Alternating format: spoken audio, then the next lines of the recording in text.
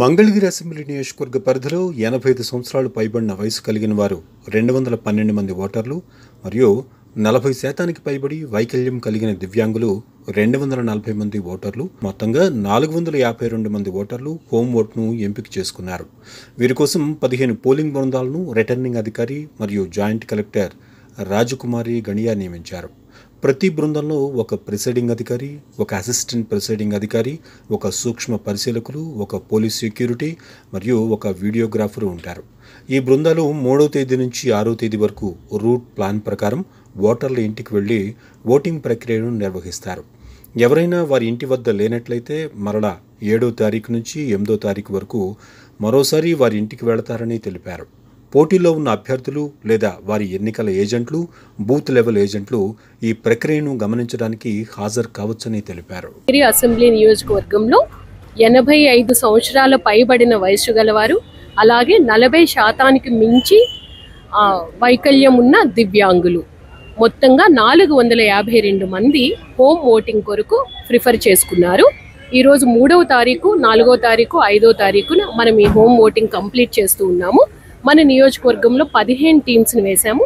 ప్రతి టీంలో కూడా ఒక ప్రిసైడింగ్ ఆఫీసర్, ఒక assistant presiding officer, micro observer, videographer, ఒక పోలీస్ సెక్యూరిటీ పర్సనల్ 5 మెంబర్ టీమ్ని మనం వెహికల్ ఇచ్చి పంపించడం జరిగింది. రూట్ మ్యాప్ అన్నది చాలా పక్కాగా డిజైన్ చేయడం జరిగింది. ఏ ఇంటి తర్వాత ఏ ఇంటికి వెళ్ళాలి అని చెప్పి వాళ్ళకి ఏ విధంగా ఓటింగ్ ప్రక్రియ నిర్వహించాలి అన్నది కూడా పూర్తిగా క్లారిటీ ఇవ్వడం జరిగింది. అలాగే మనకి 40 మంది కంటెస్టింగ్ క్యాండిడేట్స్ ఉన్నారు కాబట్టి 40 క్యాండిడేట్స్ తరపున వారి ఎలక్షన్ ఏజెంట్ వెళ్ళొచ్చు, స్వయంగా క్యాండిడేట్ వెళ్ళాలనుకున్న వెళ్ళొచ్చు, లేదు అంటే బూత్ లెవెల్ ఏజెంట్స్ని వారు నియమించుకుంటే బూత్ లెవెల్ ఏజెంట్స్ని కూడా వెళ్ళొచ్చు.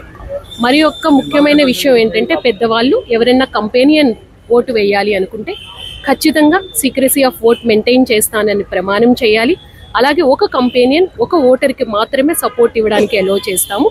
ఇంకా అటువంటి ఓటర్స్ ఎవరైనా ఉంటే ఆ 18 సంవత్సరాలు నిండి ఉండి ఆ పోలింగ్ బూత్ ఏరియాలో ఆ పోలింగ్ ఏరియాలో ఓటర్గా ఉంటే వారికి వేరే ఒకరికి మనకి అవకాశం ఇవ్వడం అనేది జరుగుతుంది. వీళ్ళు పొద్దున్న ప్రతి ఇంటి దగ్గర అరగంట నుంచి 45 నిమిషాలు పట్టే అవకాశం ఉంది కాబట్టి 9 నుంచి 10 మంది ఓటర్స్కి మాత్రమే మనం రూట్ ప్లాన్ అనేది రెడీ చేసాం. 3, 4, 5 తేదీల్లో మనం ఆ ఇంటికి వెళ్ళినప్పుడు ఎవరైనా ఆ ఇంట్లో లేని ఎడ్ల మనం 7, 5వ తారీఖుతో మనం కంప్లీట్ చేసేసి 6, 7, 8 తారీఖుల్లో మరొకసారి ఆ ఇంటికి మనం వెళ్ళడం జరుగుతుంది. 2 సార్లు మనం అవకాశం ఇస్తున్నాం కాబట్టి ఖచ్చితంగా ప్రతి ఒక్కరూ కూడా సద్వినియోగపరుచుకోవాలి. ఏ పోస్టల్ బ్యాలెట్ ఓటు కూడా ఇన్వాలిడ్ అవ్వకూడదు. వ్యాలిడ్ అవ్వడానికి ఎటువంటి చర్యలు తీసుకోవాలి అన్నది కూడా ప్రిసైడింగ్ ఆఫీసర్స్కి చాలా క్లియర్గా మనం గైడ్ చేయడం జరిగింది. మనకి ఓటర్ల జాబితాలోనే 85 సంవత్సరాల వయసు పైబడిన వారి లిస్ట్ వచ్చేస్తుంది. ఎందుకంటే మనకి 18 సంవత్సరాలు నిండిన తర్వాతే మనము ఓటర్గా నమోదు చేస్తాము. ప్రతి ఒక్క ఓటరు వయసు మన దగ్గర ఉంటుంది కాబట్టి 85 సంవత్సరాలు పైబడిన జాబితా వచ్చేస్తుంది. కానీ దివ్యాంగులు ఎవరైనా ఉన్నారో వారు 40% పైబడి ఉంటే వారు అప్లై చేసుకోవాలి, ఓటర్ల జాబితాలో నన్ను మార్క్ చేయండి అని.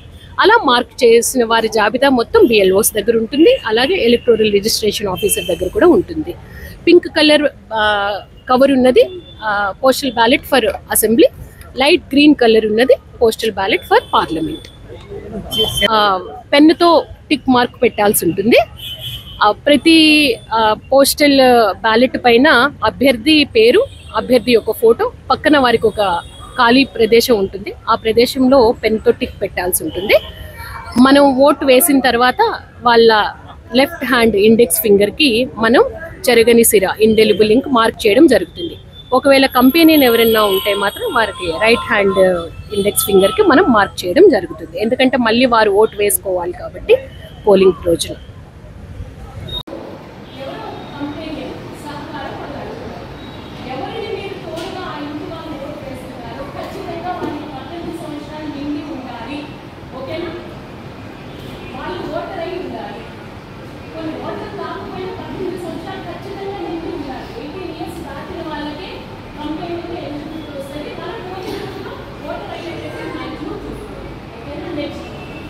అతను వేసినప్పుడు సహాయం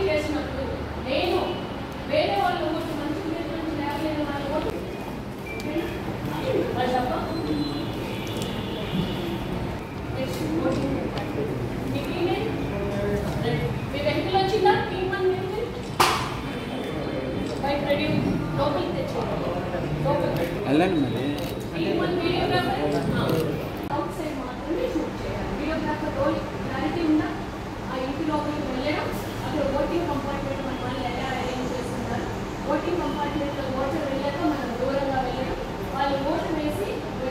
అతని తరపున ఎవరైనా వేస్తే రైట్ ఇండెక్స్ ఫింగర్ అనేది మళ్ళీ అతను పోలింగ్ రోజు ఓటు వేయాలి.